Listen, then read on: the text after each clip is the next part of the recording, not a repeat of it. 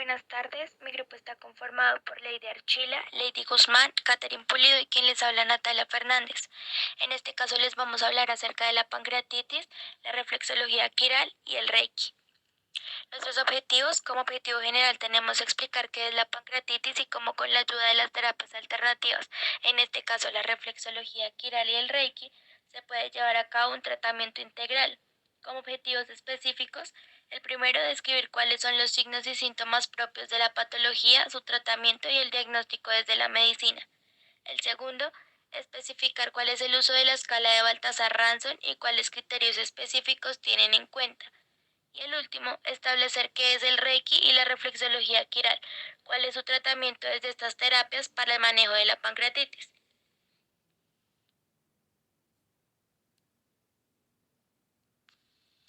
En el abstract encontramos el primer término, que es acute pancreatitis, is the inflammation of the pancreas and some things of adjacent tissues.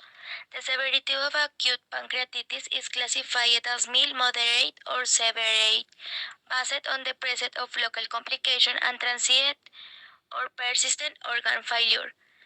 Diagnosis is based on clinical presentation and serum amylase and lipase levels. Treatment is symptomatic, with IV fluids, pain relievers, and nutritional support.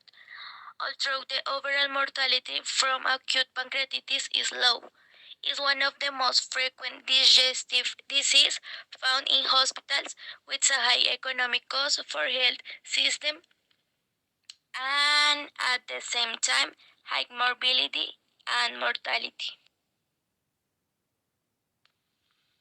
Second is reflexology technique. Pressure must be applied at the different points to be treated, where aspects such as different types of movements, such as rotation, stretching, pressure, or displacement, frequency must be taken into account, intensity of movement, and the characteristics of the patient hand, made based on the state of the tissue and the different manifestation of this during the course of the session. We proceed to a preliminary exploration and evaluation of all the reflex zone, which already offers as basic information. Hola, buenas tardes. Mi grupo está conformado por Lady. Antes de hablar de la fisiopatología de la pancreatitis, voy a hablar acerca del páncreas. El páncreas es un órgano retroperitoneal con funciones exocrinas y endocrinas. La secreción pancreática exocrina se produce continuamente en la fase interdigestiva, que es en el ayuno, la cual es aproximadamente el 20% de la secreción máxima, y en la fase digestiva con sus tres componentes básicos, la cefálica, la gástrica y la intestinal.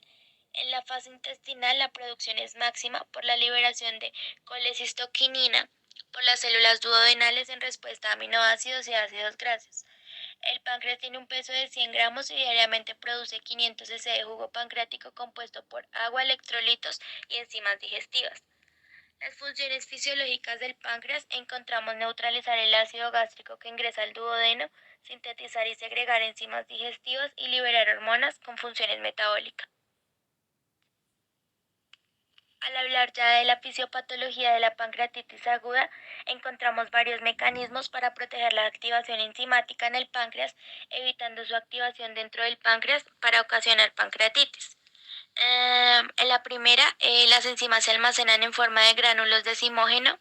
La segunda, las enzimas se secretan en forma inactiva. La tercera, la enzima que activa los zimógenos se encuentra fuera del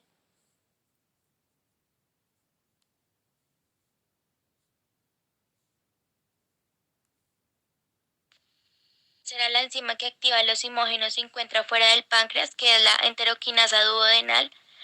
La siguiente, las células acinares producen inhibidores de tripsina, como la serina proteasa inhibidor casal tipo 1. El gradiente de presión favorece el flujo de jugo pancreático hacia el duodeno y las bajas concentraciones de calcio ionizado intracelular. Se distinguen 4 fases para hablar de fisiopatología. Encontramos la primera fase, que es la fase intracelular. Esta ocurre por el aumento desregulado en calcio citosólico por factores tóxicos y estrés celular. Existe una lesión del retículo endoplasmático, una disfunción mitocondrial por lesión del poro de transición de permeabilidad. Esto lleva a una secreción ductal y acinar anormal, activación intracelular de simógenos, una ruptura de organelos y necrosis. La segunda fase es la intraacinar, que es la activación de simógenos. La lesión mitocondrial y el estrés del retículo endoplasmático favorece mecanismos de necrosis, apoptosis y autofagia. Esto va a producir una respuesta celular inflamatoria a nivel local que perpetúa la lesión inicial. La tercera fase es la fase pancreática. La lesión acinar favorece la liberación de citoquinas y quimioquinas, desencadenando una infiltración pancreática. Esto genera un sistema local con retrocontrol positivo, lo que perpetúa la lesión y favorece el desarrollo de complicaciones sistémicas. La cuarta fase es sistémica y síndrome de disfunción orgánica múltiple. Aquí la extensión de la respuesta inflamatoria pancreática lleva a anormalidades en la microcirculación peripancreática, va a producir trastornos de la coagulación, aumento de la endotelina, activación plaquetaria y factor de necrosis tumoral. Esta causa aumento de permeabilidad en la barrera intestinal con translocación bacteriana y va a producir un desbalance en la microbiana habitual. Como tratamiento, en las primeras 12 o 24 horas, en pacientes sin enfermedades cardiovasculares ni renales coexistentes, se busca hidratar de forma intensiva por vía intravenosa. Se monitorizan los requerimientos de fluidos dentro de las primeras 6 horas desde el ingreso y durante las siguientes 24 y 48. Se busca corregir inmediatamente los posibles trastornos electrolíticos, sobre todo la hipopotasemia. Si el hematrocrito se encuentra menor a 25%, se transfunde concentrados de matías para lograr valores de 30 a 35%. Si el paciente presenta una hiperglucemia mayor a 250 miligramos sobre decilitros, se va a emplear la insulina. Y por último, encontramos el manejo del dolor, y para los dolores severos se recomienda el uso de opioides.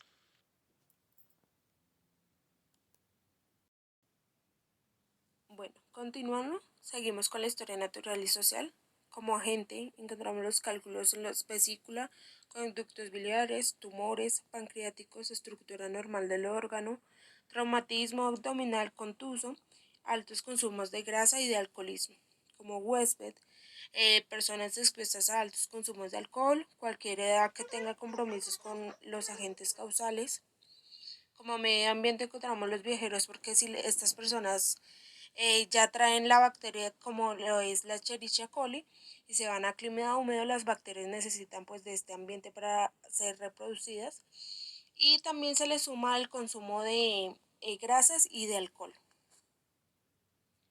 En periodo patogénico encontramos como signos y síntomas dolor abdominal, náuseas y vómito, fiebre, el síndrome de respuesta inflamatoria, atelectasia, que puede ser un colapso completo o parcial de uno de los pulmones, un dolor intenso en la mayoría de las veces en la región abdominal superior. Como diagnóstico, encontramos la lipasa en sangre, pruebas de laboratorio, amilasa en sangre, orina, electrocardiograma, imaginologías como lo es la radiografía de tórax, radiografía de abdomen, ecografías abdominales y TAC. En tratamiento encontramos que, como lo dijo anteriormente mi compañera, que en las primeras 12 a 24 horas en todos los pacientes sin enfermedades cardiovasculares ni renales coexistentes se debe dar una hidratación y una monitorización los requerimientos de fluidos dentro de las primeras 6 horas desde el ingreso y durante las siguientes 24 a 48 horas, también en pacientes con hipovolemia severa. Se debe corregir inmediatamente los posibles trastornos electrolíticos, se debe realizar un manejo del dolor, tratamiento nutricional y antibiótico-terapia. Como complicaciones encontraba la colección líquida aguda peripancreática, los pseudoquistes, la colección necrótica aguda, necrosis encapsulada, infección de necrosis pancreática y del tejido peripancreático, las fístulas. A nivel preventivo encontramos a nivel primario la promoción de la salud, que es evitar el consumo de alcohol, promover la educación también mediante la familia, con el fin pues de detectar las anormalidades a tiempo. Como protección específica, encontramos que debe tener una dieta equilibrada, balanceada, evitar también traumas abdominales. Como a nivel secundario, encontramos de nivel diagnóstico precoz y tratamiento oportuno. A nivel clínico, la inspección, palpación, la percusión y la auscultación. Como inspección, la distensión abdominal e ictericia, palpación de la defensa con abdomen blando, palpación masa supraumbilical, percusión y auscultación, el ilio, la detección de transitoria del tórax, broncoespasmos, broncovigilancia por derrame pleural, a nivel terciario, la limitación del daño, que los análisis seriados con monitorización estrecha, hemograma, vigilancia respiratoria, diálisis peritoneal, drenaje quirúrgico, colecistectomía, coyuyectomía, pancreatectomía. Como rehabilitación encontramos la limitación de actividades hasta recuperación de la fuerza, el ejercicio vascular, evitar las bebidas cafeinadas y alimentación irritante, una dieta de alimentación baja en grasas y asistencia al grupo de apoyo relacionados con el abuso de alcohol si lo necesita. Bueno, siguiendo, entonces el índice de severidad de Baldassarre-Ranson. Este es un índice de severidad tomográfico combinado con una clasificación de las alteraciones pancreáticas y peripancreáticas. Baldassar los grados van del A, B, C, D y E. Con este porcentaje de necrosis pancreática ha asignado un puntaje de cada grado. Entonces, en la tabla 1 se clasifica pues Baldassar con una tomografía sin contraste, entonces lo clasifica de grado A con un hallazgo tomográfico pancreático normal y un score de 0. Y al grado E de 2 o más colecciones y o gas retroperitoneal con un score de 4. En la tabla 2 encontramos los scores de necrosis en tomografía en contraste con unos porcentajes de necrosis de 0 y el score es de 0 y ya mayor a 50 ya el score va en 6.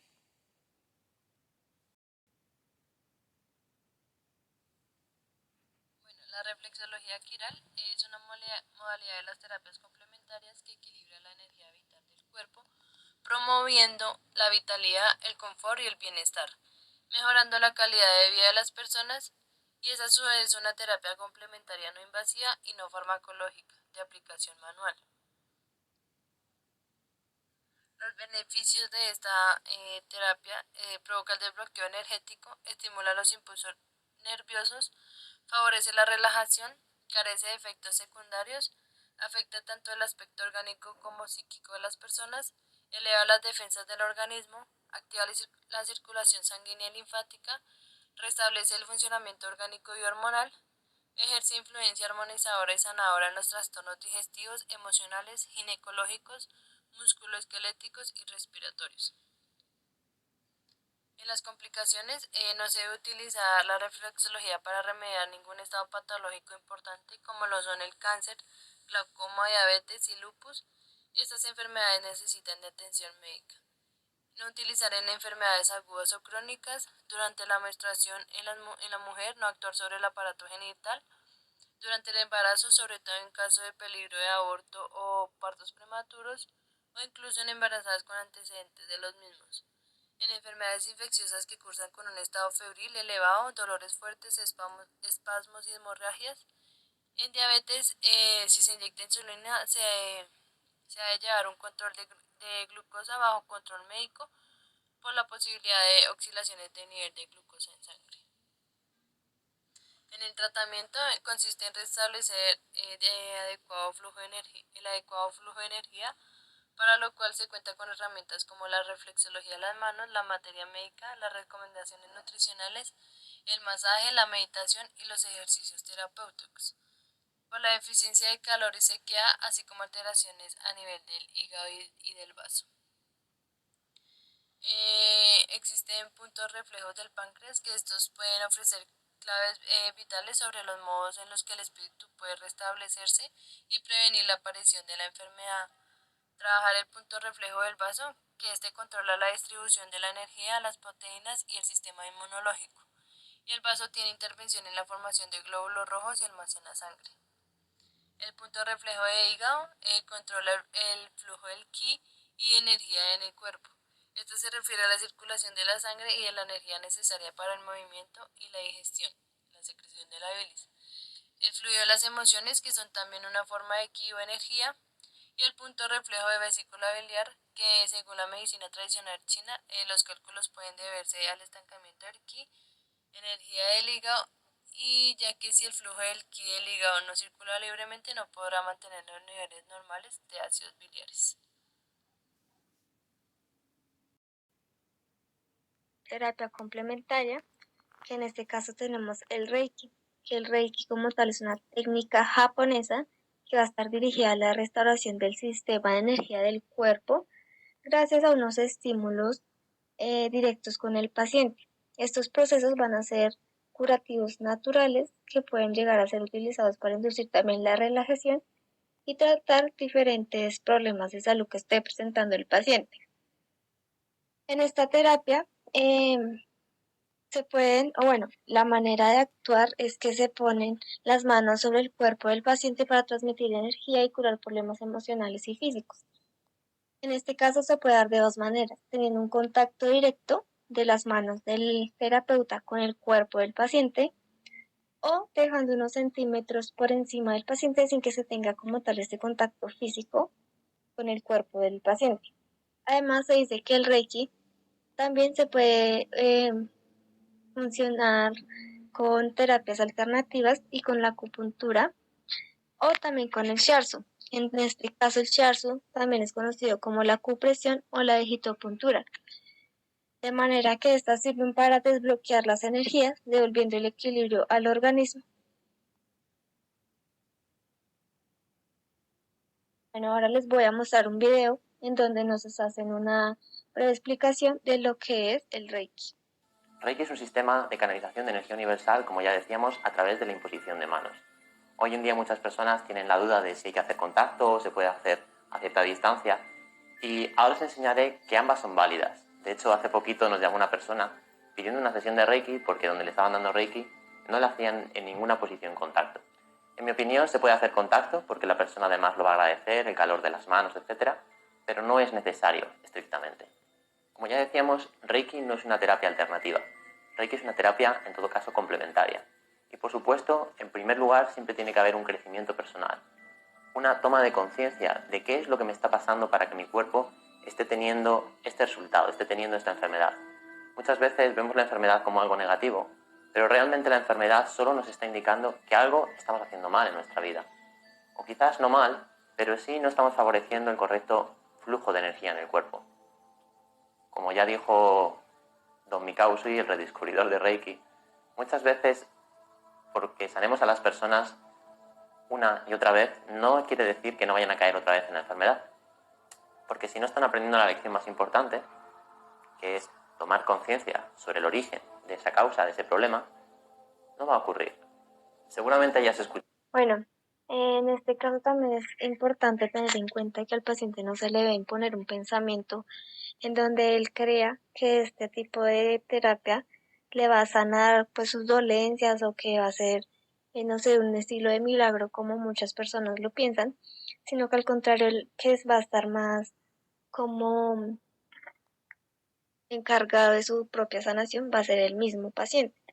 Entonces se le debe recomendar al paciente que durante la terapia debe dejarse llevar por sus experiencias y las sensaciones que esté presentando el cuerpo durante la terapia y después de la sesión, porque pues dentro de los beneficios del Reiki se tiene en cuenta que puede ser que los resultados se puedan sentir o se puedan percibir durante la sesión, como puede que no se pueda sentir o percibir nada, sino que después de semanas ahí se empieza a notar los cambios. No es nuestra única estructura Y hay gente que dice, no es nuestro único cuerpo. Bueno, vamos a especificar un poquito dónde trabaja realmente el Reiki. Reiki, hay muchas personas que acuden a este sistema, pues como ya decíamos, para sanar sus patologías, para sanar tanto dolores físicos, para liberarse de la ansiedad, para equilibrarse emocionalmente, para equilibrarse mentalmente. Incluso hay personas que tienen acceso a otro tipo de experiencias quizás más espirituales y vienen por ese objetivo, por el karma y todas estas cosas. Sin embargo, me gustaría comentar que nosotros disponemos de distintas estructuras. Por supuesto, este, que es el cuerpo físico, ya le conocemos, aunque dentro de él hay mucha anatomía oculta que aún estamos investigando. Es la última manifestación donde se va a dar esa patología o esa enfermedad. El siguiente cuerpo que podríamos establecer, y es realmente donde trabaja Reiki, es el cuerpo etérico o el cuerpo energético. Es una capa muy fina que se manifiesta a continuación del cuerpo físico. Es realmente como este juego de las muñecas, las matriuscas, creo que se llaman, las muñecas rusas, donde hay distintas capas, y la más superficial es el cuerpo. El núcleo, que es lo que realmente somos nosotros, nuestra esencia, nuestro ser, es la capa más profunda. Y muchas veces las enfermedades provienen de estas capas profundas. Por tanto, Reiki no es una técnica en la cual yo voy a tener que poner una intención y si a una persona le duele una rodilla, vaya a decirle, por favor, energía, cúrale la rodilla. No, todo lo contrario. En un tratamiento de Reiki, el terapeuta ha de ser un canal, como un espacio limpio por el cual la energía circule. Y en el momento en el que yo ponga una intención, la energía no va a circular de la misma manera. De hecho, si tengo que poner intención, es la de no poner ninguna intención. El siguiente cuerpo del que podemos hablar es el cuerpo emocional. Normalmente está asociado con el plexo solar. Otro cuerpo que podemos hablar, que normalmente es el que nos da todos los problemas, es el cuerpo mental. Y fíjate que normalmente se asocia con el chakra del corazón. Y para mí, siempre lo explico con una metáfora. Y es que o vives en el corazón o vives en la mente, o vives en tus pensamientos.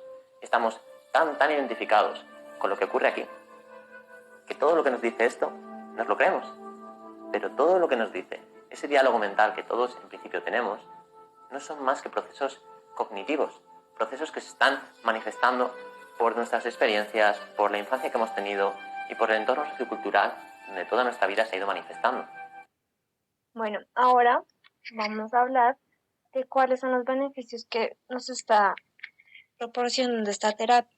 Entre los beneficios más importantes tenemos que va a ser una reducción en el estrés de cada persona, va a armonizar, energiza, estabiliza y relajar tanto la parte física, mental, emocional y espiritual. A su vez también va a acelerar la habilidad natural del cuerpo para autosanarse, ya sea de enfermedades, emociones o dolores, y también va a mejorar el funcionamiento y rendimiento fisiológico de las células y los órganos. Cabe recordar o reconocer que esta sesión puede llegar a durar de entre 45 minutos y una hora. Es muy importante que el terapeuta tenga clarísimo que el tratamiento siempre se debe iniciar en la cabeza y debe terminar en los pies, permitiendo pues que la energía fluya de arriba hacia abajo. Bueno, para llevar a cabo una adecuada terapia, se debe tener en cuenta que, como lo mencionaba, se debe iniciar desde la cabeza hasta los pies y que también hay unos reiki frontales y unos reiki dorsales. En este caso vamos a iniciar con los reiki frontales, en donde vamos a empezar ubicando las manos sobre los ojos, luego ubicamos igualmente las manos sobre las sienes y las orejas, pasamos a ubicar las manos detrás de la cabeza. En esta posición le podemos pedir la ayuda al paciente de que levante levemente su cabeza para poder hacer la ubicación adecuada de las manos. Luego pasamos a garganta o cuello. Luego ponemos manos en el pecho en forma de T, como lo vemos en la imagen. Y luego pasamos a ubicar las manos en el plexo solar, que es prácticamente encima de las costillas. Luego tenemos la posición 7, que es la ubicación de las manos en la cintura. Luego las manos sobre las caderas en forma de V. Acá la podemos ver. Y luego una mano sobre cada rodilla.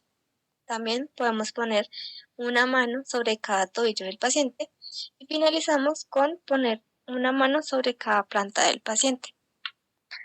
Luego pasamos a la posición de las manos de Reiki dorsales. Entonces vamos a tener en cuenta los omóplatos.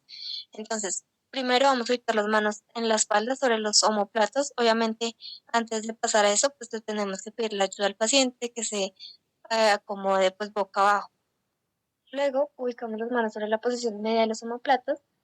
Finalizamos con la posición más baja de los omóplatos, que es prácticamente cercano a la cintura. Y finalizamos las dorsales con la ubicación o la imposición de las manos, una horizontalmente sobre el coxis y la otra vertical entre las nalgas formando una T. Para hacer el tratamiento de ciertas patologías o enfermedades específicas hay unas posiciones especiales. Entonces en este caso tenemos la ubicación de la mano, las manos en la parte derecha del pecho de la paciente o del paciente a la altura de la cintura, ubicando siempre la punta de los dedos que se orienten hacia el ombligo. Esto va a estar indicado para tratar el hígado, la vesícula biliar, el píloro y el duodeno. Va a estar indicada o recomendada para enfermedades de vesícula, hepatitis, trastornos digestivos, flatulencias e hipertonía. Y pues a nivel emocional también tiene efectos como aliviar estados de agitación, ira, depresión y miedo. La segunda posición va a ser ubicar las manos en la parte izquierda debajo del pecho del paciente, a la altura de la cintura, igual teniendo en cuenta que la punta de los dedos deben estar orientadas hacia el ombligo del paciente. Esta posición se dice que va a tratar partes del estómago y el páncreas, el vaso, y partes del intestino grueso y del intestino delgado. Y pues a nivel emocional va a permitir el tratamiento de preocupaciones y obsesiones en el paciente. Muchas gracias por su atención.